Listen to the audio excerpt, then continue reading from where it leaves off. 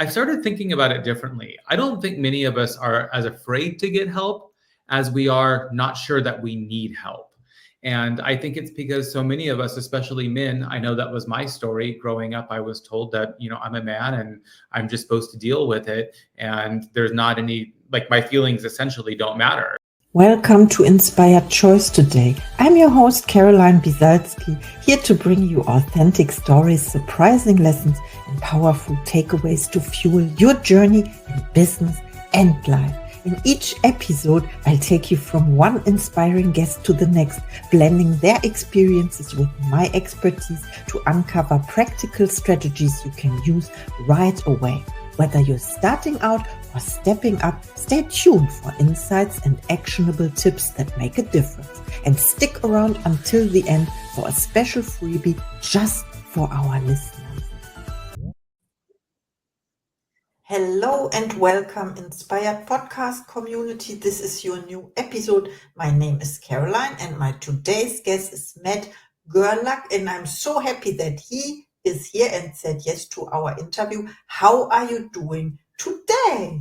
Thanks for having me. I'm doing really well today. I love the fall weather, so very, very well. Thank you. That's great. Thank you so much. And I would love to introduce you to the audience, of course. So you are a seasoned entrepreneur mentor with a track record of helping startups scale to 7, 8, and 9 figures over 15 years.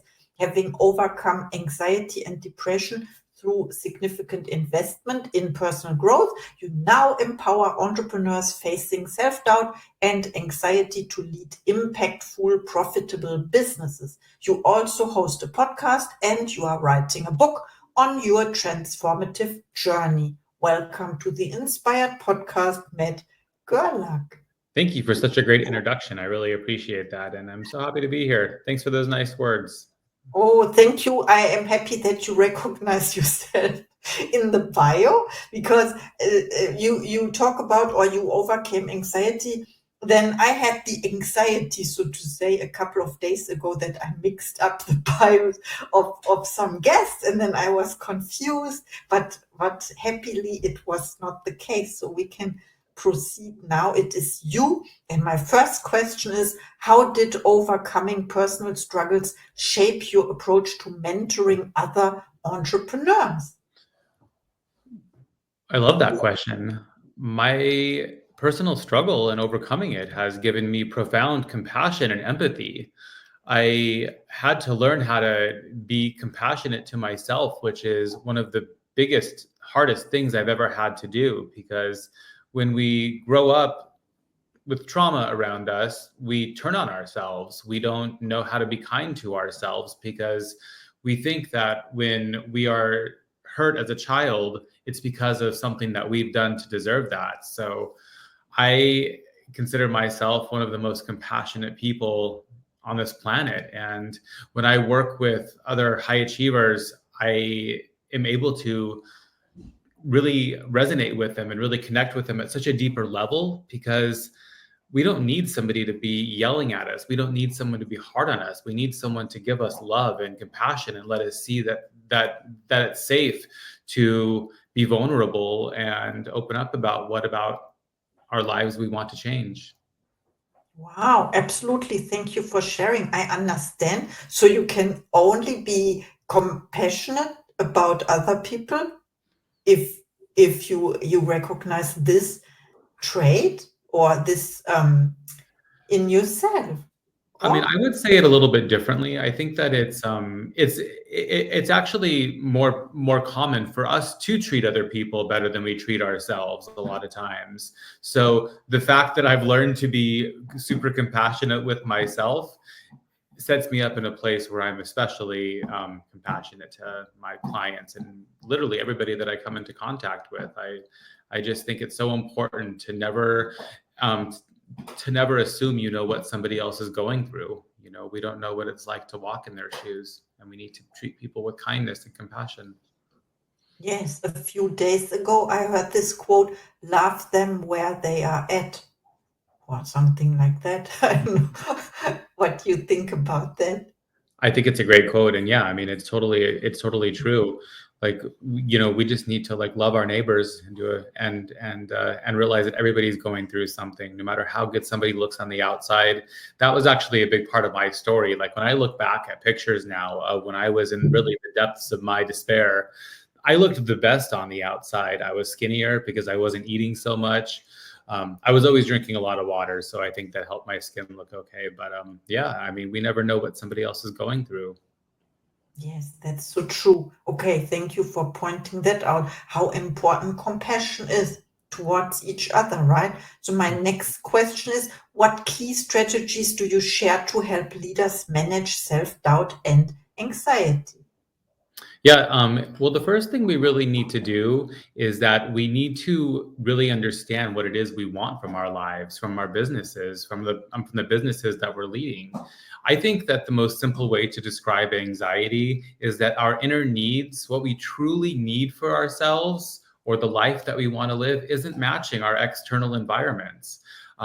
One of the, I just wanted to share this one time in my life right now that just popped into my head. I mean, one of the biggest periods of anxiety I had was that I had a couple of members on my team, and they were nice people. Like I legitimately, like, we kind of formed a bond, and it was not the right fit for the company, and I had to let them go. And I was just thinking about that right now because like that, like that's a mistake that I'll never make again. It affected me from being able to take care of the other parts of the business that needed me. And I work with leaders of companies, leaders of households, leaders of any type, any sort of high performer, and really help them understand what they want from themselves, what they want for their lives. And then we make a plan to go after that, because when we are out of alignment, we're not in our best self. And it's really important for us to learn to learn that we have the ability to get ourselves in a place of alignment by making those changes. And changes aren't easy. I'm not underestimating that. And that's why, people like me exist. I have coaches that I work with still. I have more coaches now than ever, because I recognize that I can't read the label from inside the jar, and nobody can. We ultimately need to be our own decision makers. But those of us who thrive to the fullest of our capability, I have worked with thousands of people and seen this to be true. They're the ones that take feedback. And it's so important for us to ask for help and to just be really honest about what's holding us back from things we want to accomplish, from things we want to change. Wow, I love that you mentioned this, being honest to yourself and therefore also to others. And I think this also leads to authenticity, or? I would say so. I mean, I think all of us should be striving to live an authentic life. I think we all can have different definitions of what that means. I think some of us are more driven towards, I'm just making this up, but solving world problems. Some of us are more driven towards having large families. Some of us are more driven towards not having a traditional family, and maybe we, find our authentic selves in volunteering. But we all have a calling, and we all need to be not resisting that. I think that the call to live an authentic life happens when you start to feel that anxiety or that resistance, when you start to notice that your inner needs, what you need to feel safe, isn't aligned with that external environment. And that mostly points back to setting boundaries. And you're going to have to make those changes to start aligning yourself. But that's where the magic happens. And my story is one where I went from, where I was having these horrible panic attacks and debilitated by anxiety, to where, just from learning to listen to myself, learning to let go of those harmful narratives that I believed about myself, I've changed everything. And it also turns out to be like my life doesn't necessarily look the way that I thought it would. It's a continuous process where we keep changing, and the more that we change, the more we realize, oh, I thought I wanted more money. Actually, what I want is more freedom. I thought I wanted to live on the beach. Actually, living in the mountains is way cheaper. I want to do that. So when we listen to ourselves, that's how we really start to learn how to live that authentic life. And it just becomes a practice where we learn to hear and feel those warning signs inside of us and do something about it. Wow, what would you say to someone in the situation you were in with anxiety or panic attacks, concerning, asking for help, or how helpful is it to talk to other people? Oh, it's so helpful. I was going to say, I mean, if somebody out there is experiencing this, um, the first thing is to talk to somebody else about it. And I think that's really where we get stuck. You know, a lot of us think that we're not supposed to have problems. Recently, I've started answering this question. You know, I think that people, they say like, oh, so and so is afraid to get help. I've started thinking about it differently. I don't think many of us are as afraid to get help as we are not sure that we need help. And I think it's because so many of us, especially men, I know that was my story. Growing up, I was told that, you know, I'm a man and I'm just supposed to deal with it. And there's not any, like, my feelings essentially don't matter. Men aren't supposed to have feelings. And I think that's why there's such a higher rate of suicide amongst men, because we are conditioned not to be asking for help. So to answer your question, if somebody's asking for help, that's half the battle. If somebody was asking me for help because they were feeling anxiety, because they were struggling with panic attacks or any sort of physical manifestation of anxiety or emotional distress, I would work with them to really get clear on, like, first of all, what is going on right now? Let's get a firm grasp for what's going on. It's an unpacking of, like, really what's going on. Well, I'm feeling panic attacks, or I'm having panic attacks.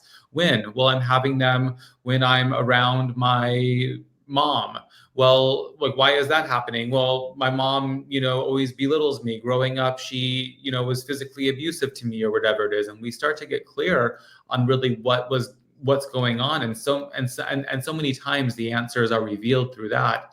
And then we start to name, like, what we actually want for our lives. So let's take that information that we've gleaned from assessing what's going on right now and start making goals for ourselves. And I work with my clients to really figure out how to go after those goals. And it's not easy. I mean, I don't want to say it's easy. It's not easy, but the process is simple, you know. And one of the things that I've seen so true in my life is setting boundaries or making these changes. There is such an immediate payoff to aligning our lives in a direction that feel good, because we're getting ourselves out of a situation that is making us feel horrible.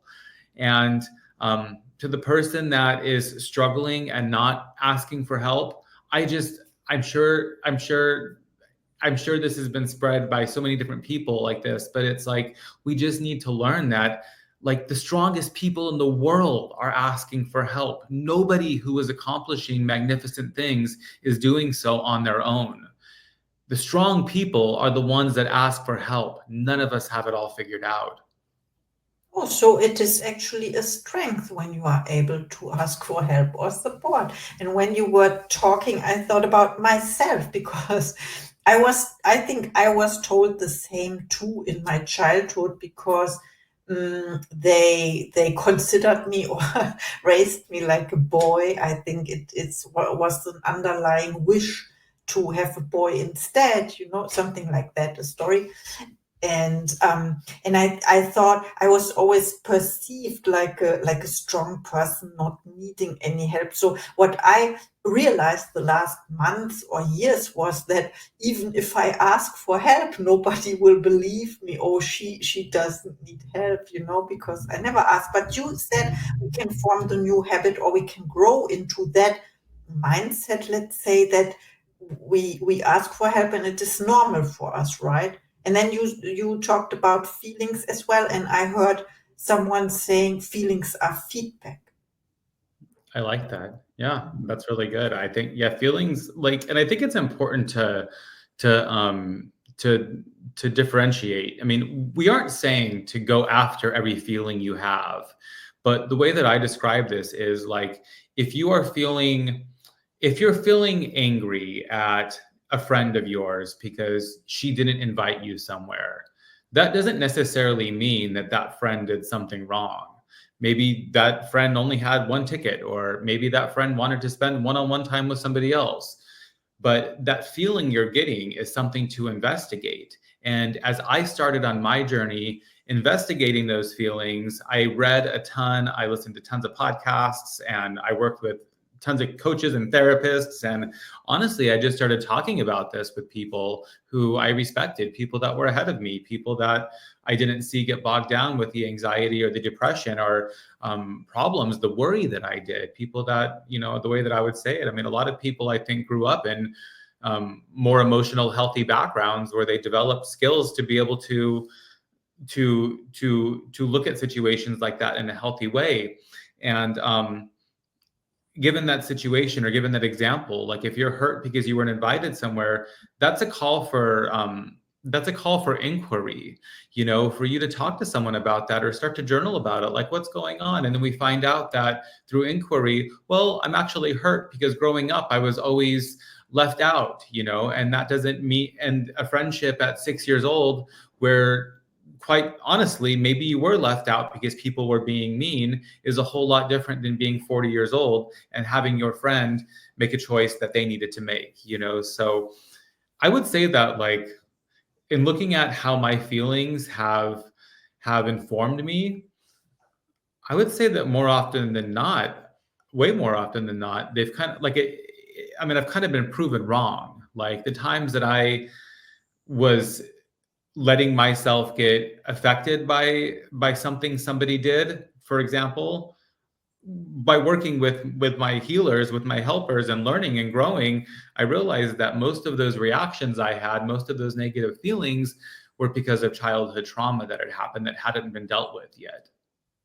I understand. So you talk about information, and I love that when you said you were giving this, or you were given this information in form of feelings, which are feedback, and then you analyze it, you call it inquiry, right? And then you go into analysis, but you go into yourself, or you do it with yourself or a coach, and you don't approach other people. For example, the friend that has not invited you, it was an example, you don't you are not angry, or you don't go outside. So this is the difference between responding versus reacting, right? Very much so. Great way to great way to teach that. Yes, responding versus reacting. Thank you so much for sharing. Now I understand better. And how do you guide entrepreneurs to balance profit, freedom, and impact in their businesses?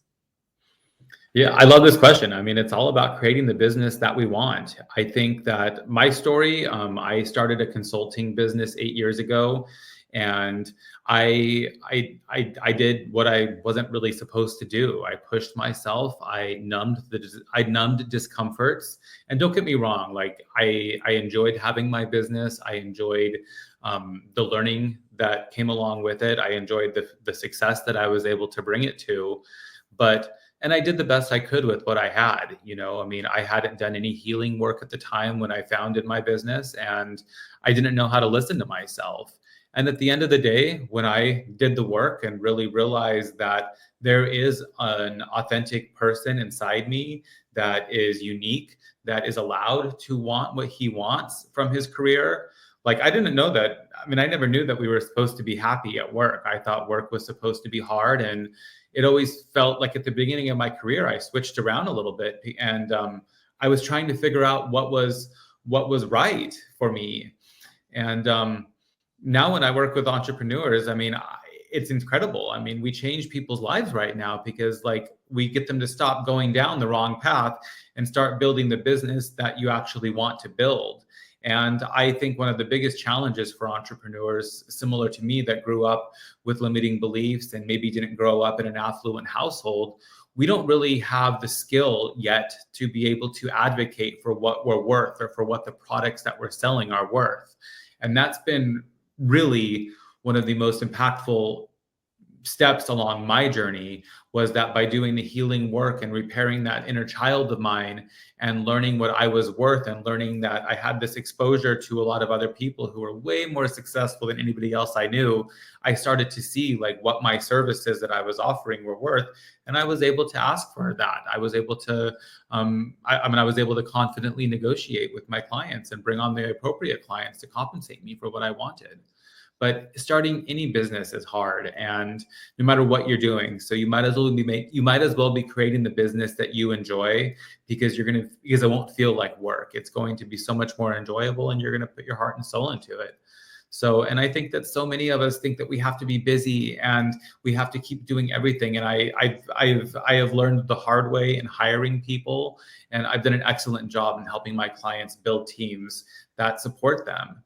And I help I think so many people think that they want a bigger and bigger and bigger and bigger business, but what we actually want is a business that offers us freedom, and that might not be the biggest business. So when I work with clients on really understanding what they want for themselves, that's a huge piece of it. We're really kind of aligning what sort of lifestyle they want, more so than how much money they want to bring in. And more revenue doesn't necessarily mean more profit, doesn't necessarily mean more in your pocket. So many of us are just after freedom, and it's my honor to help entrepreneurs build businesses that offer them that freedom. Wow, thank you so much for sharing. I understand, and I have to laugh because you talked about more money is not necessarily what you want or what brings you to happiness, let's say. And a couple of episodes before this one, I talked to her. She was a tax consultant or something, and of course she pointed out that the number, no, not the number, the amount of taxes you have to pay increases with your revenue. It's easy formula. I used to work as an accountant for the last 25 years before I pivoted into what I really love. It's podcasting, by the way, when you recognize this. And I love how you shared that you started to work as a consultant 8 years ago, and then you had to learn that, or to stop yourself also, and to have a look of what really makes you happy. Yeah. I mean, I love mentorship, and I still love working with businesses. And I just, I think that there's a huge underserved community, a huge underserved population, and working with entrepreneurs who are really trying to change their lives and change the lives of people around them, and helping them learn what I've learned in my 20 years of working with companies and entrepreneurs and helping them grow. It's so many of us just want to address the business pieces, but when we address the deep pieces, the deep parts of our soul, the deep personal work, that's when the magic really happens, because we realize that the happiness really comes from within.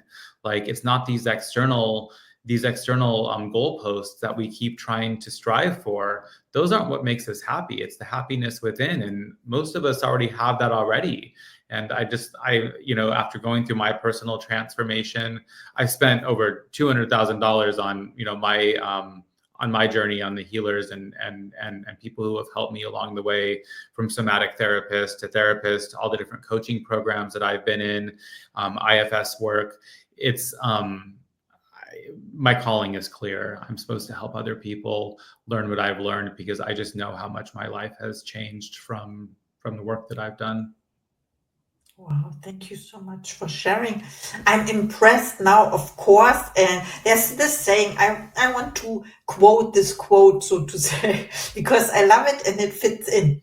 Be the change you want to see in this world. I think you are a great leading example for this, for change. Also, the name of the podcast, or the subtitle, Stories of Change and Success. Of course, this is what we showcase today. My last question is about, let's say, do you set goals for yourself or intentions, and what is one of your next projects?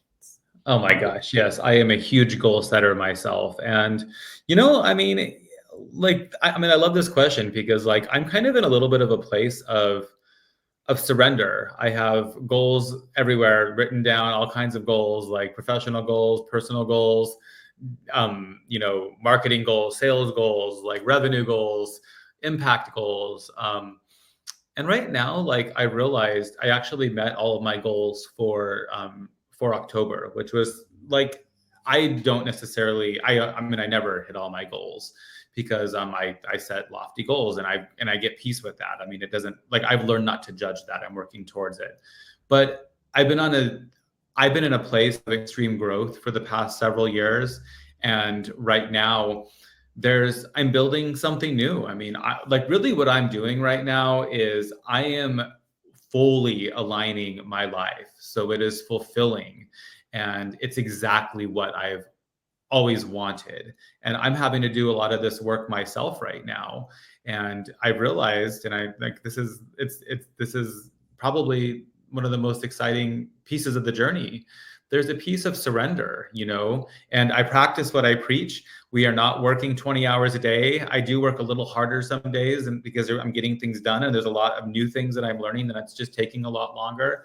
But I end my days at a reasonable time. 5 o'clock is nice, 5:36 sometimes. I take care of myself. I go to the gym, but I realized over these past few weeks that it needs to be more. I need to be surrendering more. And it's been a little bit of a process, but this weekend coming up is going to be the first weekend where I am 100% going to take off of work. And that's kind of my goal right now. It's really we are creating the businesses that we want to create. And I'm at a place where I'm fully making the final, I'm dotting my I's, crossing my T's on exactly what I want that to look like. And I'm in sort of a dreamy spot right now, while I'm also working with my corporate and my individual clients right now. So the goals change. I think that the most simple way to set goals is where you're making a yearly sort of vision that you're building into, and then monthly assessing where you're tracking onto that, and then weekly setting goals accordingly. And you can do a little bit daily as well. But my biggest advice with goal setting is you're never gonna, if you're setting big enough goals, high enough goals, you're never going to hit them all. It's just information. And if anything, for me, setting my goals and not hitting them is just further confirming what I already know. I struggle with packing my plate too full. And that's really a lot of my life's journey, is learning how to stop doing that, because I'm making myself crazy sometimes. So it's a practice like everything else. So, yeah. I love that. Thank you so much for sharing and your relaxed view on that. Now it's time for your last message to the audience, and please include where we can find you. Thank you. My message is to prioritize yourself. I know that sounds a little bit weird at first, but I want to unpack it a little bit. My story was where I put everybody else's feelings in front of my own. I was too afraid to upset anybody. I was too afraid that if I prioritized myself and took care of what I needed, I would upset my family, my friends. And what I realized is that by prioritizing myself, I've been a better person. I'm not sarcastic. I'm not passive aggressive. I'm truly happy. I set boundaries, and I'm not constantly in situations that are draining me anymore. A few situations have changed. I have a couple of friends and a couple of professional things that have changed, but for the most part, it's really brought those who are closer to me. And it's also been such an example for others. I see other people in my life who are growing because of me growing. We should all be setting boundaries. We should all be able to be communicating to those whom we live with and say, hi, your music is too loud in the morning. It's not that somebody always gets their way and somebody doesn't, but these conversations, it starts with our loved ones, and then it starts getting easier when we're, in professional settings. And then if we're in maybe bigger negotiations, we start to learn that this compassion and empathy is really the key to life. And the more we learn that we're all just trying to survive out here, the more we're prioritizing everyone should be prioritizing themselves, putting their oxygen mask on first. And it's just, we're all going to be in such a better place if we take care of ourselves first, because we have more to give. You can find me. My website is mattgerlach.com. If you go to risetoyourworth.com, that's the name of That's the name of my mentorship program. You can download a free 6-step workbook that I've created. It's really a distillation of all the work that I've done over these past 9 years. It's transforming you from a place of fear to fulfillment. So if you start filling this out, it'll jog some thoughts. It's really powerful. And in the workbook, there's a link to schedule a free 45-minute call with me. And I'd be happy to work through it with any of you right now and help you get on your path towards fulfillment. So I thank you very much. I have a podcast as well, Matters of the Mind, Rise to Your Worth, social media. It's all going to be in the show notes and available from my homepage. But thank you for having me today. I love it. Thank you so much. I'm inspired now. I check it all out. Please reach out to Matt. He's amazing. And thank you for our interview. And see you in the next episode. Thank you for listening to Inspired Choice today. I'm thrilled to have you on this journey of growth and transformation. Don't forget to hit follow or subscribe to stay connected and never miss an episode. And here's something special. Grab your free 20-minute breakthrough session with me. It's designed to help you kickstart or level up your business. Just check out the show notes for more. Until next time, keep making those inspired choices and see you in the next episode.